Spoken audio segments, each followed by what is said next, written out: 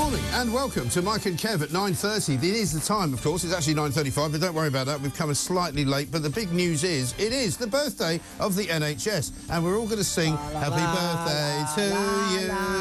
Happy birthday to you. No, we're not going to do that. See what I'm going to do? I'm going to ask for a minute's silence for the NHS on the grounds that if it isn't dead already, it very soon will be. And actually, even Tony Blair has said that today. He said there is no future for the NHS unless they fix it, because it doesn't work.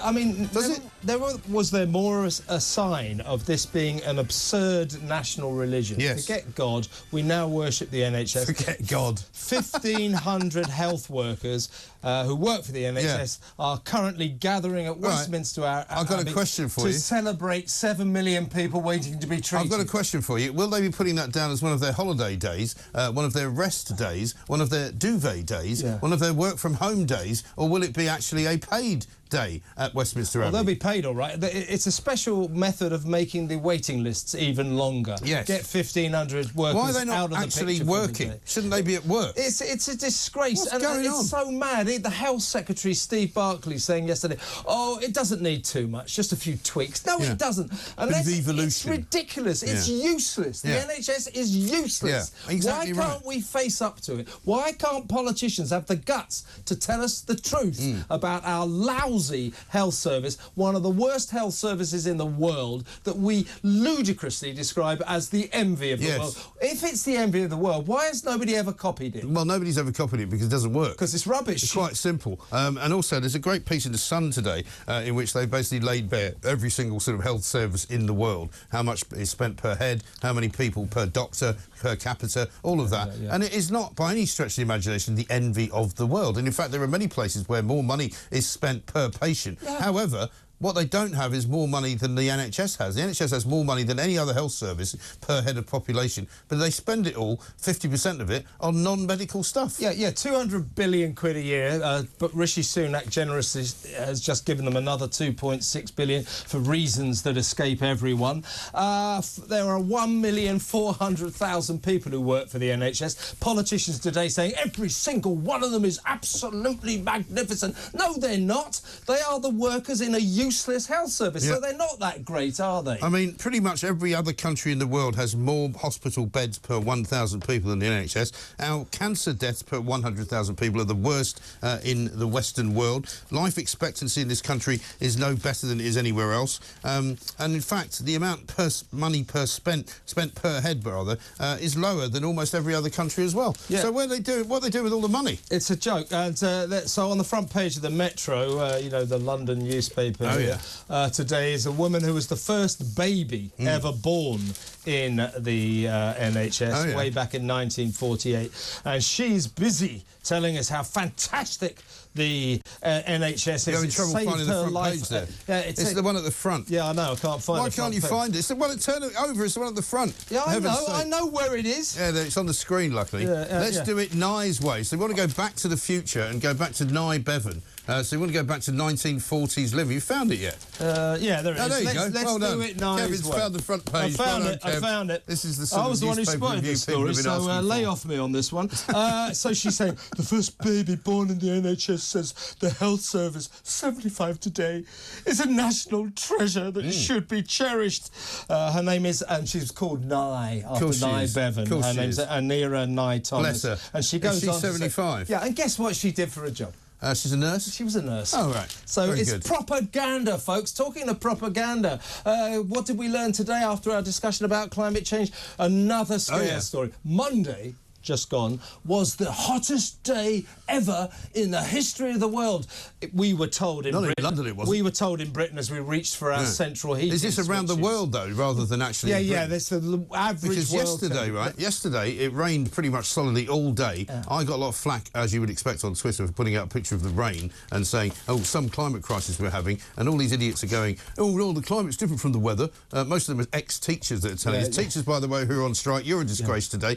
Welcome, and thank you for listening to the show and watching us, but you should really be at work instead of being on a picket line and ruining our children's lifestyle and life expectancy. How about this? My favourite story in the morning on the front page. Boris hid a horse in his bedroom. Yeah. This is Boris Becker, not Boris Johnson, by the way, in case you were wondering. And apparently there was a problem with his taxes. And when they raided his house in Mallorca, he wanted to hide the horses. So what a better place to hide the horse in his bedroom than in your bedroom? Yeah. And he wouldn't let the tax bailiffs into his bedroom. Maybe that's where the horse lived, because he hasn't lived there for years. Well, I'm not surprised that... but poor old Boris went to prison, didn't he? A lot of people thought that was a bit over the top. Yeah, I know.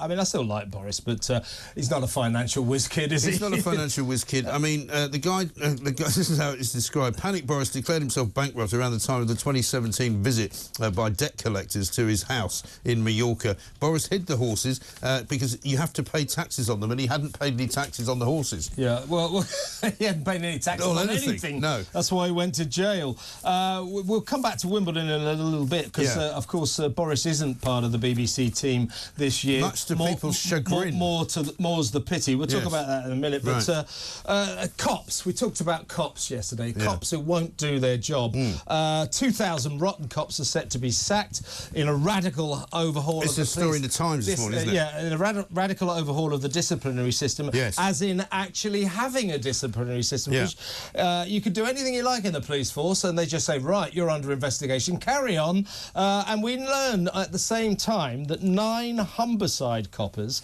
have been found guilty of gross misconduct, including a superintendent who secretly filmed female colleagues for his own sex kicks and hired a prostitute and dealt cannabis. Nice. I mean, which bit of being a police officer do you think he didn't understand? Like everything? Is all of this OK? No, it's not, actually. You're not really supposed to bring prostitutes into the police station. You're not supposed to have sex with them. You're not supposed to deal drugs. And you're not supposed to film people in a state of undress without their knowledge. No, you're not. Apart from that, you're doing really well. This disciplinary system that they're trying to overhaul, I mean, basically it means you can be accused of the most awful things, like these guys in Humberside. Yeah. Drugs, prostitutes, whatever, sex with people who complain to the police, etc., etc. And they go, right, you're under investigation. Carry on with your job. Yeah. Well, this is the problem, isn't it? They can't fire anyone. Yeah, well, the disciplinary system should at least kick them out.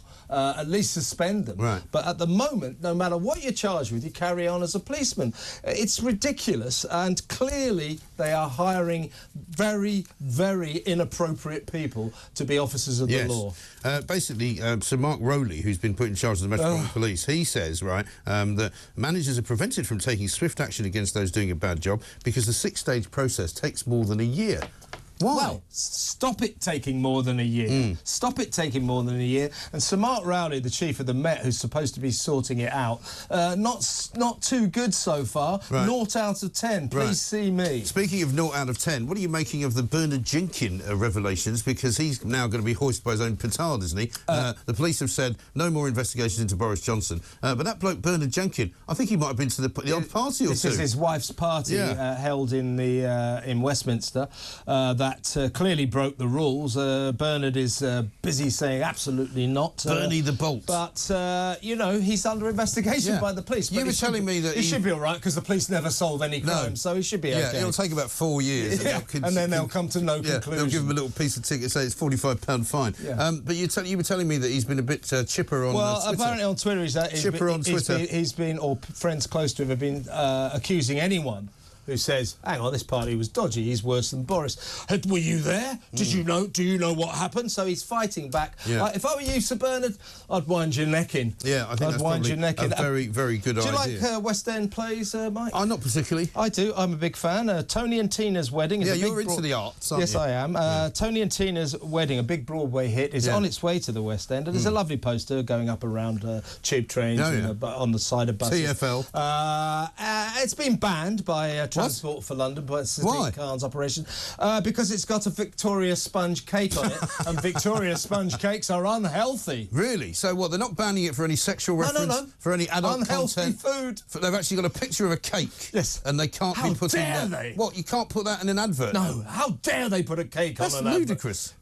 The madness The madness that consumes this country and indeed the world gets worse by the day. This is absolutely insane. That really is insane. And I see, talking about the madness of crazy people and organisations, the banking madness goes on and on and on. There's more people coming forward today saying that their bank accounts have also been suspended, or they've been avowed of being able to have a bank account because of views that they may have expressed about gender. I know. I mean, first, why do banks think they've got the right to tell us what to think? Why does anyone think they've got the right to tell us what to think? I don't know. But, you know, that's what everybody seems to be doing now. You've got to conform, haven't you? So you and me say things like, we don't care about net zero. Yeah. And people treat us like the devil incarnate. Yeah, well, you are evil. Yeah, who's funding you? No, we don't necessarily buy the propaganda. We don't necessarily buy the establishment line, as we were saying yesterday. I'm calling on everyone. You and I already do it, but everyone should question everything you hear. Yeah, absolutely. These people in Westminster, these people running things like Transport for London, these people, these climate change activists, they're propaganda people. Yes. They just feed you propaganda to try to train your thoughts. Don't listen to them. And they say an awful lot of things. Make up your own mind. Because they want people to like them, and so they want to be popular with the popular opinions of the world, and so therefore they say the things that they think they should say rather than things they shouldn't say. Yeah, well, I'll tell you, when I hear everyone thinks this, I think there's something wrong. Exactly right. Now, let's talk about Captain Tom, because this was a story we unveiled. So his daughter could swim. Yeah, he did indeed. Come on, Tom, get going. We need to get a new swimming pool. Go on, do another circuit. We need the money. Yeah, so apparently yesterday it was revealed in The Sun, basically, that the daughter had applied for planning permission to build a sort of special outhouse-type building in order to house memorabilia for Captain Tom,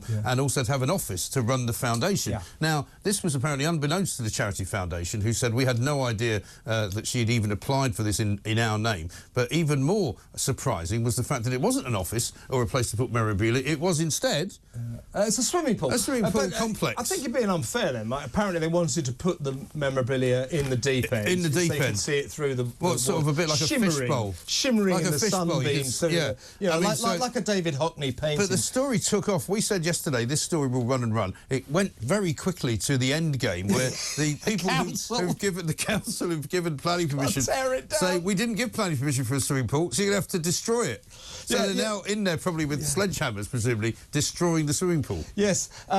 Don't forget Captain Tom, 100-year-old hero. He raised 38 million quid. I mean, it's quite apt, isn't it? This is happening on the 75th birthday of the NHS. He raised a load of money. She's destroying a swimming pool built with that money. No one's making any allegations against her. I'm sure she enjoys her £2 million house. Hannah Ingram-Moore is her name. I'm sure she enjoys her £2 million house in leafy Bedfordshire with a new swimming pool that she's now got to pull down. And the Captain Tom Foundation is now taking no more donations and is under investigation.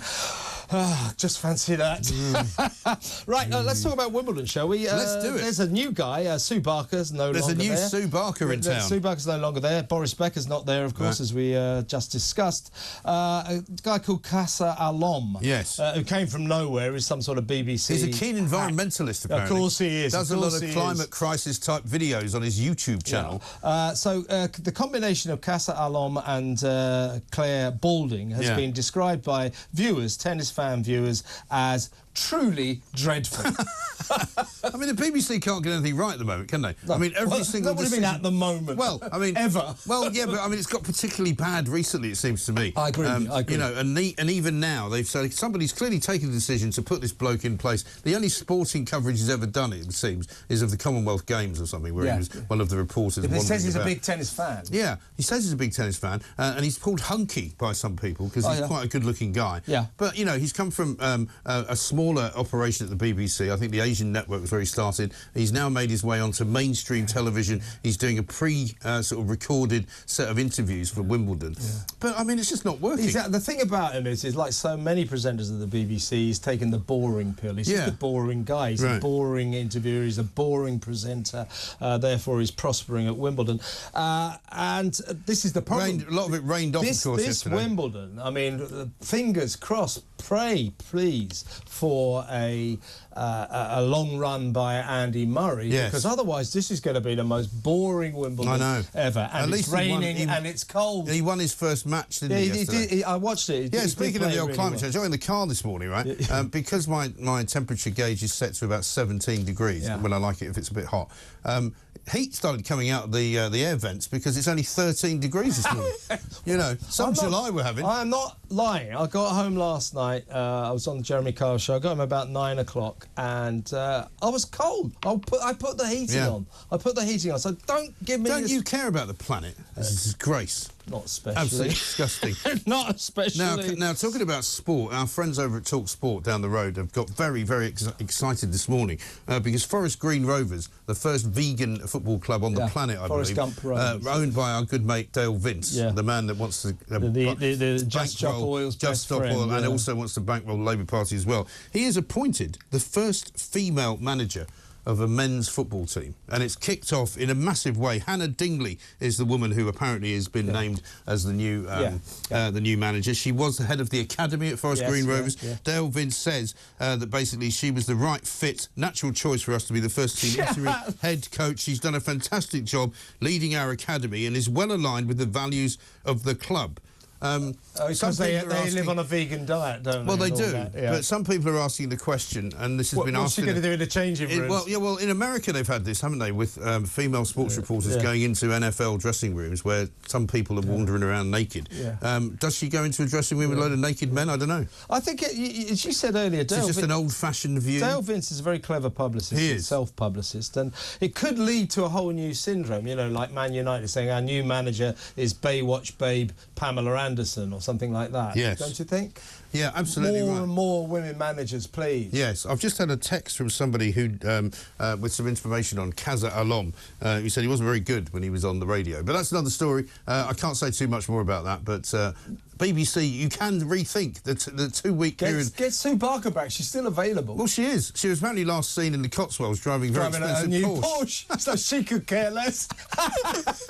How are you enjoying Wimbledon, Sue? Yeah, great. Right, let's head north of the border and talk about the Scottish coronation. What is this Scottish coronation? Well, apparently, constitutionally, because I was going to say, give it up, Charlie. You know, when it's King Charles's birthday, he has about 12 birthday parties. They love a celebration. So I was thinking this is unnecessary. Why is he doing it? Self-publicist and all that. Well, apparently it's constitutionally necessary to have a coronation in Scotland because of the United Kingdom and all that. So he's up there today. Well, all I can think of is, remember James I of England, or of Great Britain, was also James VI of Scotland, wasn't he? Yeah. So I'm wondering if Charles could be King Charles the Third, is he, of Britain, of the United Kingdom? Knows. I think he's King Charles III. Bonnie King Charles. But could he be King Charles I of Scotland? Well, I assume he gets to say I was listening to Alex Salmond last night on Jeremy Kyle show, actually, and he gave a very good sort of rundown of all the history of Scottish kings and why various kings in the past have had celebrations in Scotland. And apparently, I think it was it Charles the second, who apparently was being chased around by Cromwell. He managed to get up there and do a sort of coronation celebration while he was on the run. I'll tell you what I find interesting. I love old Alex Salmond, really good guy, but it's always the Republicans who know all about the royals, isn't it? I know. I didn't know any of that stuff. The men that really know the royals. Now, haven't they bought some or made some new sword for Charles? Yeah, 22,000 quid. Why? Well, because the other one was a bit ropey, apparently. Well, this one is really, it's heavier than the one. It's called an historical relic. It's heavier than, well, it's not very historical, it's brand new. No, but I mean the one they don't like. Oh, right, yeah. And apparently it's much heavier than the one Penny Mordaunt had to carry at the English coronation. Yes. So that should be a day of great celebration. Now, though, talking to Charlie. Yeah. What's been going on at the White House? Day, isn't it? White stuff at the White House. Well, apparently they had to lock it down. They discovered some white powder in the White House, and nobody thought to ask the question, has Hunter Biden been here at any time recently? Turns out he was there on Friday. Yeah. Well, so they literally had to lock... everyone had to be evacuated because, of course, white powder could be anthrax or whatever. So everyone's outside the building. There's people in hazmat suits going in to check out this dodgy substance, and it's an 8-ball of coke. Yeah. It turns out that they discovered what it was. They had a little testing device, and apparently the hazmat-suited search party were heard to shout, "We found cocaine!" And then somebody went, Yeah, wasn't Hunter here at the weekend? Yeah. Celebrating July the 4th, of course, Independence Day. What better way to do it by getting off your face with Hunter Biden? Yeah, he'd been in the vicinity very recently before this discovery. So the Biden publicity machine is busily saying, no, this is an area where the public file through when they come on visit. He seems to be under the misapprehension that his dad is actually Axel Rose from Guns N' Roses, not the President of the United States of America. Mind you, Axel Rose now, he's a fat old golfer. Well, he is, yeah. I mean, Joe Biden actually doesn't know he's the President of the United States of America either. Yeah, I think Axel Rose is now the Joe Biden of rock, you know, doddery old man. Lost his voice. Yeah, God, he was awful at Glastonbury, wasn't he? Absolutely ridiculous. Now, we're almost at the end of this particular day. We'll be back, of course, tomorrow, same time, 9:30. But I've had a complaint, Kevin. Oh, yes. And I need to bring this to your attention. Go on. People say, look, I thought you and Kev were doing a show from 9:30 to 10, and they said, we know that you have to stay on to do the 10 o'clock show, but why does Kevin keep hanging around in the office? Because he's taking up valuable hot desking space. Yeah. And so I've been asked to ask you why you keep hanging around. Well, I've got work to do, so since I'm here, why waste an hour getting home and carry on? So I stay here. So yesterday, Ian Collins turned up, and I was sitting next to his producer. I'm not sure if he's been the one complaining. And he said, like, you're in my desk because I've got to sit next to my producer. Yeah. The second word of my reply was off. Well, maybe you've disturbed him in some way, you know, because it's a very small office and it's a very friendly office. Somebody did ask you this morning, is there anything that you actually like, Kevin? Yes, I like not liking everything. I'm very keen on hating things. It's very good. That's another thing I want to talk about. Let's talk about it tomorrow. We've got 30 seconds. In defence of the word hate, I love hate. Yes, there's nothing wrong with hate. It's my driving force in life. It's like people say, look, if you love everything, then it means nothing. Yeah, well, you know, join my organisation, mate. Hate, not hope. Yeah, just stop love. Stop love, yeah, I agree. Yeah, OK. That's the hate speech from Kevin O'Sullivan. We'll get more of it tomorrow, of course. I'll be coming up next with the... I'll do a handover with myself for the Independent Republic. What's coming up, Mike? Sorry, there isn't any time.